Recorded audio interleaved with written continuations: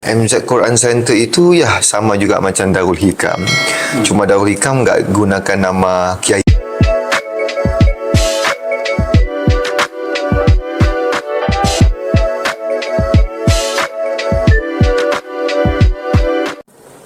Bismillahirrahmanirrahim. Assalamualaikum warahmatullahi wabarakatuh. Waalaikumsalam. Alhamdulillahirabbil alamin wa bihi nasta'inu ala umurid dunya waddin.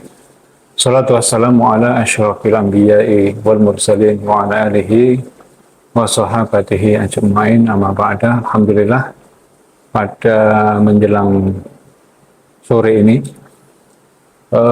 kita dapat beraktivitas dalam keadaan sehat walafiat. Semoga kita semuanya selalu diberikan kesehatan oleh Allah Subhanahu wa taala. Amin. Amin ya rabbal alamin, sehingga kita bisa beraktivitas menjalankan kegiatan demi kegiatan, berkhidmah dan mengabdi pada Allah Subhanahu wa taala. Salawat serta salam kepada junjungan Nabi Agung Nabi Muhammad sallallahu alaihi wasallam, alladzi arsadana wa hamalana minadh dhulumati ila nur wa kadzalika ila siratal mustaqim.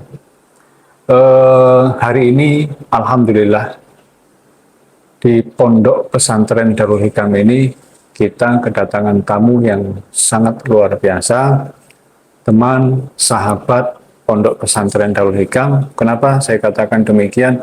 Karena hampir setiap tahun beliau ini silaturahim ke Pondok Pesantren Darul Hikam ini. Lantas kayak saya pribadi ini ingin bertanya-tanya, sebenarnya sejak kapan dan hubungannya bagaimana kepada Pondok Pesantren Darul Hikam ini, sehingga beliau setiap tahun ini hampir datang di Pondok Pesantren Darul Hikam ini. Dan bukan hanya datang, bahkan banyak hal yang beliau titipkan, termasuk memberikan motivasi kepada anak-anak. Bahkan santri-santri beliau ini juga diajak bergabung ataupun mengunjungi Pondok Pesantren Darul Hikam ini. Maka oleh karena itu, alhamdulillah kita kedatangan Ustadz Zuhaili dari Singapura. Ini kita sapa beliau. Ustadz, gimana kabarnya? Alhamdulillah. Syukur Allah SWT. Sihat. Ini alhamdulillah datang untuk kesekian kali di Pondok Pesantren Darul Hikam ini, Ustadz. Sehingga saya sendiri tertarik untuk mengajak ngobrol di channelnya Darul Hikam ini tentang siapa sih Ustadz Zuhaili ini, terus gimana ceritanya bisa berhubungan atau sampai sekuat ini dengan Darul Hikam ini, sehingga ini hari sebenarnya beliau banyak acara, mungkin acaranya disingkirkan dulu sementara ini kemudian bergabung dengan Pondok Pesantren Darul Hikam. Monggo silakan barangkali diceritakan tentang Ustadz Zuhaili ini, apa, kemudian bagaimana bisa berhubungan dengan secara historiknya itu bagaimana. Monggo Ustadz. Bismillahirrahmanirrahim. Alhamdulillahirabbil alamin. Wassalatu wassalamu ala asyrafil anbiya'i wal mursalin sayyidina wa maulana Muhammadin wa ala alihi washabihi ajma'in, amma ba'd. Sebenarnya dah sejarah ni boleh katakan lebih 15 tahun lah ya. Saya berkenalan dan belajar juga banyak dengan tuan guru kita, iaitu Kiai Masruhan Kiai Syatib Al-Hafiz. Apabila beliau waktu tu banyak begitu aktif ya, dakwah di Singapura, khususnya menyampaikan kuliah di Abdul Alim Siddiq di Masjid Sultan. Jadi dari situ telah terjalin hubungan dan saya datang ziarah setelah saya sakit, operasi tak silap saya. Saya datang ke Mojokerto tapi di Tanjung Maling. Gedung Maling ya, Tanjung Maling pula. Itu kat Malaysia kan. Tanjung Maling, dan di situ saya lebih mengenali lebih mendalam, dan beliau bawa ke gedung ini pada waktu itu baru dalam keadaan baru mau membangun. Jadi dari situ kita telah menjalinkan hubungan, dan ya alhamdulillah saya juga minta pertolong daripada para teman-teman, karyawan dan santri di Singapura untuk memberikan bantuan, sokongan dan sumbangan ya, sehingga terdirinya Darul Hikam 1 ini dan juga sampai adanya Darul Hikam 2. Jadi hubungan ini kita katakan memang telah diatur oleh Allah SWT, tetapi hubungan yang sangat istimewa disebabkan Quran. Jadi hubungan itu terjalin disebabkan Al-Quran, di mana kita tahu misi dan visi Kiai Masuhan itu adalah untuk melahirkan para santri yang hufaz, yang akan memperjuangkan agama, tetapi lebih kepada melihat internasional. Jadi sebab itulah sampai hari ini MZ Quran Center yang saya terajui di Singapura dengan Darul Hikam menjalinkan hubungan yang begitu akrab. Malah dalam gagasan yang saya pelopori selaku pengurusi untuk International Islamic Youth League Asia, saya melihat bahawasanya Pondok Pesantren Darul Hikam ni antara pondok yang perlu diambil contoh untuk bagaimana membangunkan para santri berkonsepkan bermandiri. Sebab itu yang perlu kita ubah kaedah-kaedah pesantren-pesantren yang ada di tanah Jawa ini. Sebab kalau kita lihat Indonesia ini ada ratusan malah ribuan pesantren, tetapi apa yang buat dia berbeza? Boleh kita katakan semuanya mau melahirkan para hafiz dan hafizah, tetapi kalau gitu gampang saja, semua orang bisa kan. Tetapi kita mahu ada keunikan dan kelainan yang akhirnya para hafiz dan hafizah ini mereka berperingkat antarabangsa internasional yang bisa mengangkat martabat agama itu ke peringkat yang lebih tinggi lagi. Jadi sebab itu hubungan Darul Hikam dengan MZ itu terjalin dan mudah-mudahan sehingga ke yaumil qiyamah, insya-Allah. Amin. Ya. Ustaz, saya beberapa kali itu melihat profil antum. Saya lihat di situ, entah di Facebooknya, dulu pernah saya buka Facebook saya itu, kemudian informasi di Google itu aktivitas Ustaz Zuhaili sendiri ini banyak sekali. Ini keluar dari ini dulu, Ustaz, mungkin dari Darul Hikam. Okay. Kadang ngisi di ini, di situ, saya hanya sekedar gambar, Ustaz. Mungkin bisa diceritakan sedikit, Ustaz, tentang MZ Center itu atau kegiatan Ustaz Zuhaili. Bisa diceritakan activity. MZ Quran Center itu ya sama juga macam Darul Hikam. Cuma Darul Hikam enggak gunakan nama Kiai Masuhan, menggunakan Darul Hikam. Manakala MZ itu nama saya, jadi Muhammad Zuhaili Quran Center. Memang saya yang membangun, saya yang mendiri, tetapi perlu difahami kepada karyawan saya, santri saya, bahawasanya perjuangan itu bukan untuk mengangkat seorang tokoh. Ya, Zuhaili itu seorang tokoh yang satu hari dia akan pergi, dia akan mati, seperti kita semua. Tetapi apa legasinya? Apa perjuangan dia? Itu perjuangan sama ada di MZ ataupun Darul Hikam, itu bukan perjuangan peribadi. Itu adalah satu obor perjuangan baginda sallallahu alaihi wasallam yang perlu kita menghidupkan dan meneruskan. Jadi gagasan kita dan matlamat kita itu jelas. Jadi sebab itu selagi hayat di kandung badan itu, insan bernama Muhammad Zuhaili ini akan terus bergerak aktif untuk memastikan gagasan Islami, gagasan Qurani itu akan terus tercapai. Sebab kita semua ada tanggungjawab dan ada amanah yang perlu kita lakukan. Dan saya pegang pada satu istilah bahawasanya dunia ini bukan tempat kita berehat, tetapi akhirat itu adalah tempat yang abad dan abada. Jadi selagi mana hayat di kandung badan, selagi itu kita perlu terus berjuang, berjihad dan berusaha sedaya upaya kita. Itu yang tadi saya kupaskan tentang konsep itqan fil amal. Ya, itu Ustaz. Itu tadi sedikit tentang beliau dengan aktivitas beliau di di Singapura. Tadi yang disampaikan beliau ternyata yang menyatukan Darul Hikam ataupun Yai Masruhan dengan MZ atau Ustadz Muhammad Zuhaili ini ternyata Al-Quran. Intinya kan di situ saja. Ternyata Al-Quran. Satu visi, satu misi. Dan dua-duanya disatukan dengan gerakan yang sama. Kemudian Ustadz, menurut Ustadz Zuhaili, Darul Hikam dengan visi misinya kan melahirkan generasi Qurani berjiwa kebangsaan dan berwawasan global. Dalam artian walaupun dia memegang Al-Quran dengan menghafalnya, tapi tradisi nilai-nilai kebangsaan tetap dijaga, tapi juga berwawasan global. Kira-kira nih Ustaz, harapan daripada pondok ini kan anak-anak ini santri-santri bisa mengglobal. Mungkin Ustadz Zuhaili bisa memberikan semacam saran atau semacam kerjasama atau apa gitu ke depannya untuk Darul Hikam atau motivasi untuk anak-anak santri-santri. Saya sering dalam beberapa tahun inilah ya, sebab saya sudah memegang jawatan selaku pengurusi International Islamic Youth League untuk Asia. Rabitat Asy-Syabab lil Islami Al-Alami. Dalam penggal ini saya sangat mempeloporikan istilah gagasan Quranisasi. Yang saya berpendapat gagasan Quranisasi ini jelas.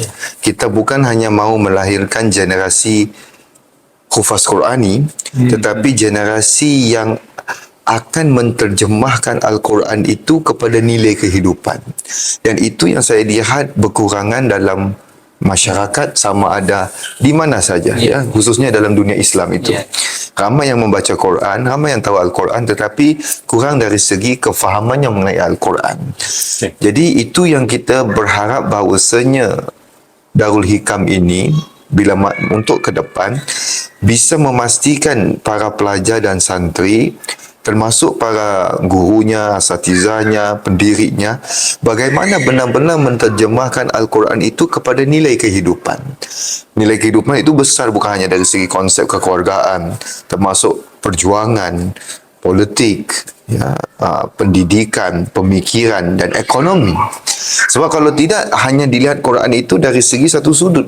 Yang ramai orang-orang kita ini hanya melihatkan Quran itu bicara tentang syurga neraka, pahala dosa, tetapi kurang dikupaskan dan dimeneliti lebih mendalam. Sebab itu, kalau umat Islam tidak membedah Al-Quran, maka kita akan lihat orang-orang yang bukan Islam akan meraih manfaat yang besar daripada Al-Quran.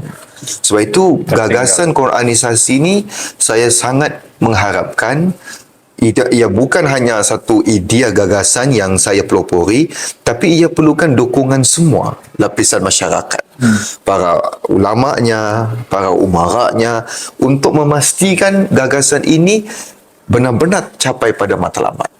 Jadi macam Darul Hikam, ya memang mungkin peringkat awalan melahirkan para hufaz, tetapi itu perlu pergi lebih jauh lagi untuk memastikan ia benar-benar balik kepada istilah hafiz itu, seorang yang menjaga.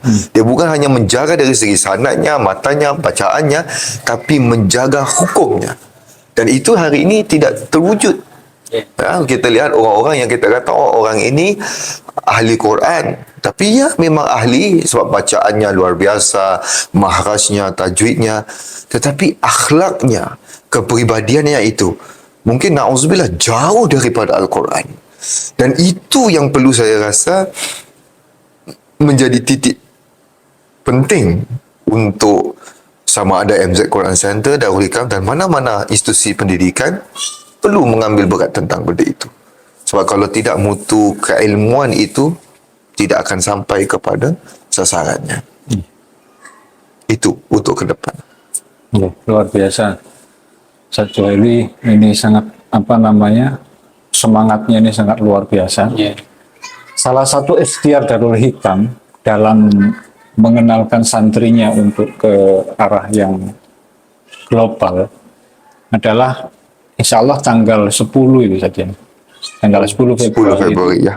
Insya Allah kurang lebih 50 santri insya Allah akan mengadakan rihla ilmiah, berkunjung ke beberapa tempat Ya, sebenarnya ini sebagai apa motivasi anak-anak Iya. sebenarnya untuk mengenal lebih luas lah seperti itu. Menurut Ustadz Zuhaili, kegiatan ini eh, perlu terus terus di apa diadakan atau bagaimana Ustadz, untuk Ya. kegiatan rihla ilmiah ini? Dan tentunya nanti akan mendatangi MZ Quran Center itu wajib ya, nggak datang dosa ya. Saya pernah ditanya soalan ini di semasa saya di Pondok Pesantren Bahrul Ulum di Jombang daripada seorang anak santri. Dia bilang katanya bagaimana peranan anak santri di dunia hari ini apabila lihat pemimpin-pemimpin yang bobrok, pemimpin rasuah, apa peranan anak santri ya. Jadi kata saya, anak santri memiliki peranan yang sangat besar. Antaranya anak santri perlu berani keluar daripada lingkungan pondok. Setelah habis pondok, kadang-kadang dia mau pengabdian, dia balik ke pondok yang sama. Itu bagi saya kurang cocok. Dia perlu memondok di pesantren yang lain, malah dia perlu memondok, dia perlu mengabdikan di tempat yang sepatutnya mereka berada. Contoh, anak santri perlu berani masuk dalam bidang perniagaan, bidang perubatan, bidang politik. Sebab dari segi keilmuan anak santri itu luar biasa. Tetapi bila dia tidak berani melangkah ke dunia, maka itu yang akhirnya kita akan lihat bagaimana dunia akan terus dikuasai oleh orang-orang yang zalim. Orang-orang yang akhlaknya, na'udzubillah, kebobrokan, kerasuhan. Jadi, sebab tidak ada orang yang baik mahu berani memulihkan keadaan. Saya enggak pernah nafi ada orang kata dengan saya, ya kita perlu bijak memilih teman yang baik. Rasulullah sendiri suruh kita pilih teman yang baik. Sehingga ada yang menafikan. Tetapi menjadi soalan, kalau kita hanya berteman dengan orang baik, sampai kapan orang jahat mau menjadi baik? Jadi sekali-sekali perlu juga berkawan dan bertemannya dengan orang jahat. Tapi imannya kena kuat, akidahnya kena mantap. Sebab akhirnya takut bukan kita mendakwakan dia, dia mendakwakan kita. Na'udzubillah. Jadi itu yang saya lihat, peranan anak santri ini besar. Itu dalam lingkungan keluar negara itu, ya bagus. Jadi bisa mereka melihat dunia dan mereka mensyukuri apa nikmat yang mereka miliki. Nikmat yang perlu disyukuri itu tidak bukan nikmat iman dan Islam. Bagaimana kita ini, ya sama juga orang Singapura ya, di Nusantara ini, kita ini enggak ada keturunan asapnya sampai kepada Rasulullah SAW. Tetapi disebabkan iman, disebabkan takwa, disebabkan taufik hidayah Allah, kita mendapat apa yang kita raih pada hari ini. Dan kita perlu merasakan itu satu nikmat yang begitu besar Allah telah kurniakan kepada kita semua. Masya Allah, Masya Allah. Ustaz Jurur, monggo, barangkali disambung pertanyaannya Ustaz Jurur. Ya mungkin satu pertanyaan, bagaimana Ustaz Zuhaili bisa tersambung terus dengan Darul Hikam selama lebih dari 10 tahun lebih bahkan. Masya Allah. Sedangkan beberapa teman atau kolega Abah mungkin ada yang 5 tahun sudah tak ada sambung lagi. Tapi alhamdulillah Ustaz Zuhaili hingga detik ini masih suka datang ke acara-acara kita dan terus mensupport, memberikan ini. Bagaimana, apa yang menyebabkan itu? Iya. Soalan yang sama waktu saya di interview podcast sama oleh Yayasan Ali Jabir ya. Ali Jabir juga udah wafat. Tapi kenapa saya masih dengan dia? Dan alhamdulillah Abah masih, kita mendoakan dia terus sihat walafiat. Amin. Saya juga sama seperti Abah, sama juga seperti almarhum Ali Jabir. Kita ini pendiri. Ya, kita membangunkan tempat ini daripada tiada menjadi ada. Jadi matlamat kita ini besar. Dia bukan tentang sosok perjuangan seorang individu dan tokoh. Dia adalah meneruskan obor perjuangan sang Rasulullah sallallahu alaihi wasallam. Jadi itulah yang bagi saya membakar semangat. Malah jangan cakap di sinilah ya. Di tempat saya juga ada saja yang pulang pergi. Itu biasa. Tetapi sebagai seorang Muslim, kita itu terikat persaudaraan kita disebabkan akidah. Di atas kalimat tauhid, di atas Al-Quran. Jadi jangan disebabkan perbedaan itu melunturkan gagasan dan matlamat yang besar. Dan matlamat dan gagasan besar Darul Hikam maupun MZ itu adalah untuk Al-Quran. Jadi berbeza pendapat, berbeza pandangan, berbeza fikrah itu sebenarnya bukan masalah. Tetapi ialah biasalah iblis hanya akan menggunakan isu-isu ini untuk terus memecahkan dan melemahkan. Jadi kalau ustaz tanya saya, itulah yang buat saya walaupun udah 10 tahun mudah sampai yaumil kiamah, persahabatan itu akan terus akrab disebabkan persaudaraan sesama muslim. Innamal mu'minuna ikhwah fa aslihu baina akhwaikum wattaqullah. Dan sebab ketakwaan itulah yang buat kita akan terus bersama, insyaallah. Mungkin itu cukup, Ustaz. Terakhir Ustaz. Ya. Sebenarnya pengen banyak lama saya. Ya, Pak, ya. Banyak yang ingin saya tanyakan Ustaz. Tapi karena beliau ini agendanya padat, ya habis ini beliau harus segera ke Surabaya, kemudian besok banyak agenda lagi. Yang terakhir ini Ustaz, nasihat Ustaz, motivasi Ustaz, untuk santri, untuk wali santri, atau mungkin untuk pemirsa. Bagi mereka yang saat ini lagi tolabul ilmi. Karena terkadang fenomena yang ada itu, makanya di dalam Al-Quran itu kan udkhulu bisilmi kafah wala tattabi'u khutuwati syaitan innahu lakum aduwwum mubin. Artinya tantangan orang mencari ilmu itu, bahkan yang hafid itu setelah dia masuk, ya itu tentu kan nggak mulus-mulus saja. Ada masalah cari dirinya muncul, betah nggak betah kalau santri, atau bahkan mungkin masalah rumah tangga. Ada beberapa kasus itu wali murid setelah anaknya mondok di sini muncul masalah. Nah seperti itu, diujilah sama Allah tentang itu tadi, harus total, harus kafah ketika menuntut ilmu lah. Kalau saya boleh merefleksi ayat itu tadi. Iya. Gitu. Jadi kami minta Ustaz Zuhaili memberikan nasihat motivasi, karena antum sudah mengalami itu semuanya. Masya Allah. Banyak santri yang sehingga mereka lebih kuat, lebih yakin Ustaz, untuk thalabul ilmi ini. Monggo Ustaz. Nasihat terakhir adalah sudah pasti perlu kita mengikhlaskan niat kita dalam menuntut ilmu, ya. Kita tahu dalam Al-Quran Allah sendiri menerangkan Allah akan menaikkan, memuliakan darjat orang yang berilmu itu. Bukan saja perlu kita mengikhlaskan niat dalam menuntut ilmu, tapi perlu ada keyakinan. Ya.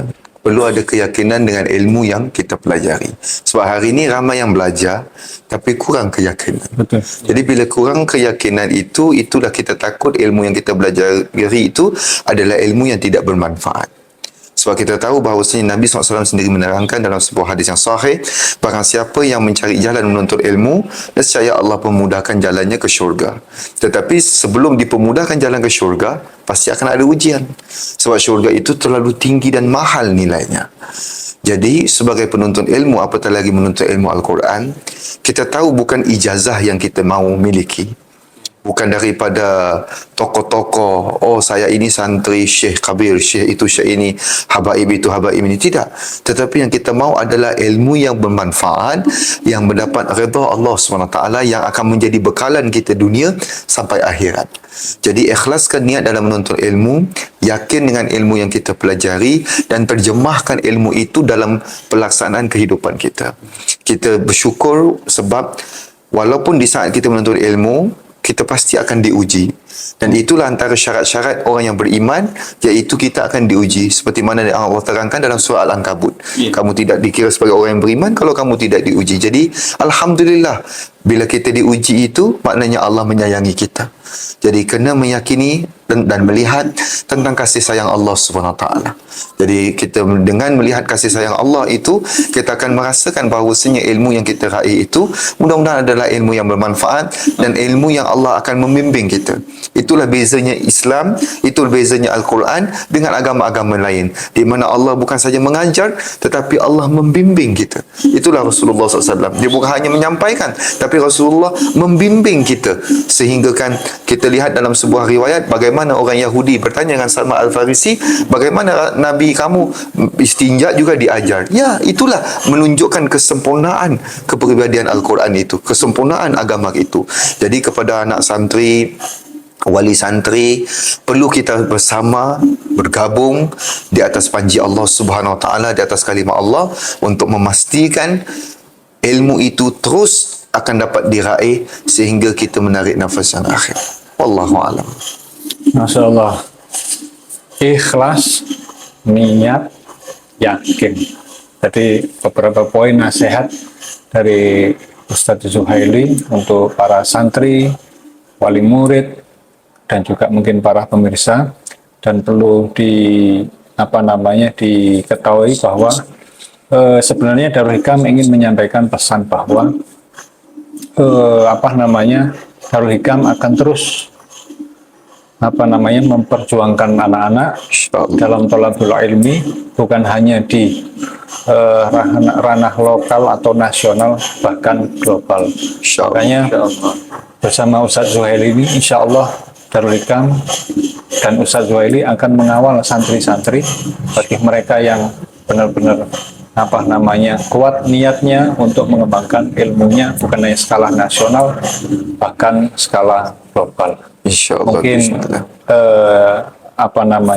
diskusi kita atau ngobrol kita kami cukupkan. Semoga saja di lain waktu nanti kita bisa ngobrol lagi, Ustaz, Insyaallah, dengan santai, dengan rileks. Kami mohon maaf apabila nanti ada pertanyaan saya ataupun sikap kami yang kurang tepat, kami mohon maaf. Dan terus Ustaz sukses, doakan kami. Amin, Allahumma amin. Doakan kami juga mendoakan antum, semoga antum lebih kuat dan sukses. Amin. Bidin wa dunya wal akhirah. Ini saja dari kami. Assalamualaikum warahmatullahi wabarakatuh. Assalamualaikum.